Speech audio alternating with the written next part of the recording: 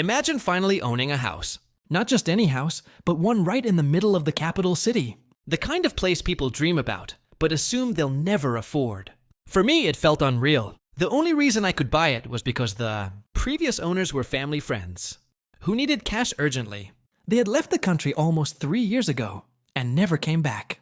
The house just sat there, half renovated, slowly decaying, forgotten by everyone except the neighbors, who treated it like it didn't belong to anyone anymore.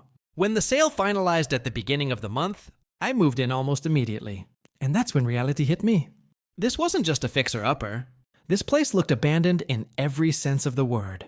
The main door didn't even have a proper lock, just a padlock. No gate, no boundary. Anyone could walk straight into my property like it was public land. On the very first day I moved in, before I'd even finished unloading my things, I found someone else's bike parked inside my garage. Not near it. Not in front of it. Inside. Like it belonged there. I stood there staring at it for a good minute, genuinely trying to process how someone could feel so comfortable doing that. I didn't touch it at first. I wanted to see if anyone would come looking. Hours passed, nothing. So I pushed it out onto the road and parked it there. That same day, I had workers come install a proper gate. Later that evening, I heard aggressive knocking, loud, repeated, angry. I didn't answer. I just watched through the window as a man stood there, arms crossed, pacing, clearly furious. After about 15 minutes, he stormed off, grabbed the bike, and left. That was my welcome to the neighborhood. From that moment on, I knew I was living next to people who had gotten very comfortable treating this house like it wasn't owned by anyone. Still, after the gate went up and a no parking sign was installed, things calmed down. People stopped blocking the entrance. No more bikes. No more strangers wandering in. I thought maybe that was the end of it. It wasn't. About a week later, I was taking a shower when I noticed something subtle but wrong. The water pressure wasn't what it should have been. Not terrible, but noticeably weaker. At the same time, I heard a familiar sound from next door. The neighbor's water pump had kicked on. Now, this neighbor was an older man living in a 3-story house. He lived on the ground floor. The other 2 floors were rented out, and he absolutely hated that my house had been sold. He had complained endlessly to the previous owners, my friends, about it. He didn't like change. He didn't like new people. He didn't like losing access to what he clearly thought was free space. My friends warned me about him. But I'm 6 feet tall, I have 3 dogs, and I'm not exactly someone people casually intimidate. I figured he'd just grumble and keep to himself. Back to the water pressure. I told myself coincidences happen. Pumps turn on. Pressure fluctuates. Still, something didn't feel right. So I waited. I listened. When his pump finally shut off, I went around my house and opened several taps at once. Perfect pressure. That's when the suspicion really set in. Over the past 3 years, while the house was empty, the water bills had been unusually high. At the time, everyone assumed leaks were the cause. And sure, there were leaks. Old pipes, half-finished renovations. It made sense, but even leaks couldn't fully explain how high those bills were. Now suddenly it all clicked. Somewhere over those 3 years, this man had decided he didn't want to pay for water anymore. And since the house next door was abandoned, he must have thought it was fair game. Walk over, tap into the lines. Free water forever! I couldn't find exactly where he'd connected to my supply. Whoever did it knew what they were doing. Hidden well. But I didn't need physical proof anymore. The behavior was proof. I spent days thinking about what to do. I could confront him, but that would turn into denial and arguments. I could go the legal route, but proving it would be a nightmare. And honestly, water here is cheap. Even with washing my dogs, watering the garden, cleaning the car every week, my bill was barely $5 a month. But it wasn't about money. It was about entitlement.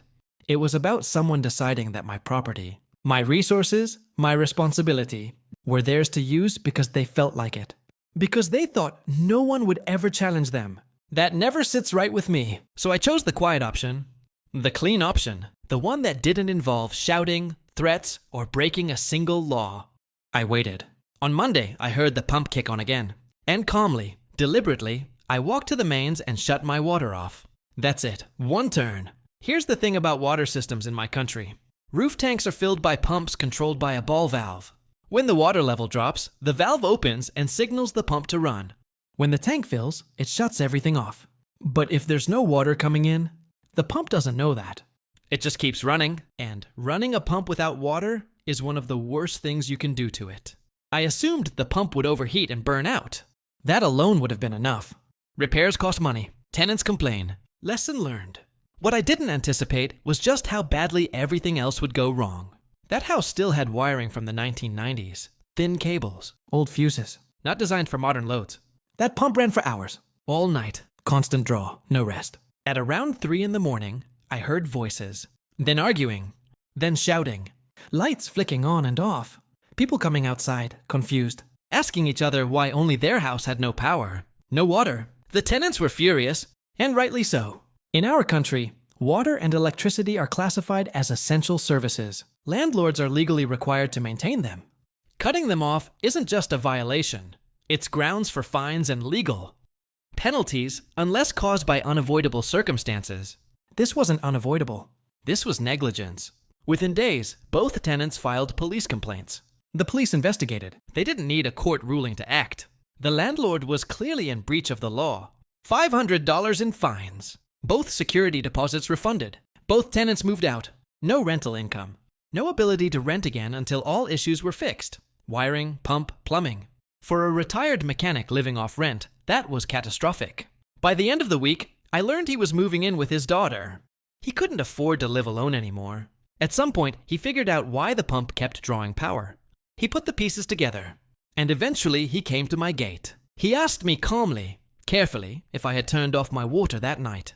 I smiled and said, "Oh yeah, found a leak. Turned it off until the plumber came." The look on his face was something I'll never forget. Not anger, not rage, just realization. The kind where someone understands they caused their own downfall. He nodded, said, "Oh, okay," and walked away. I don't know if he knows that I know, but it doesn't matter. He can't prove anything. I didn't break any laws. I protected my own property. Next week, a plumber will remove every unauthorized pipe leaving my land. No more leaks. No more theft. No more entitled neighbors. All because I turned off a tap. Sometimes revenge doesn't need shouting. It doesn't need threats. It doesn't even need confrontation. Sometimes, the most devastating consequences come from doing absolutely nothing, except letting someone's own greed destroy them. 2 birds, 1 stone.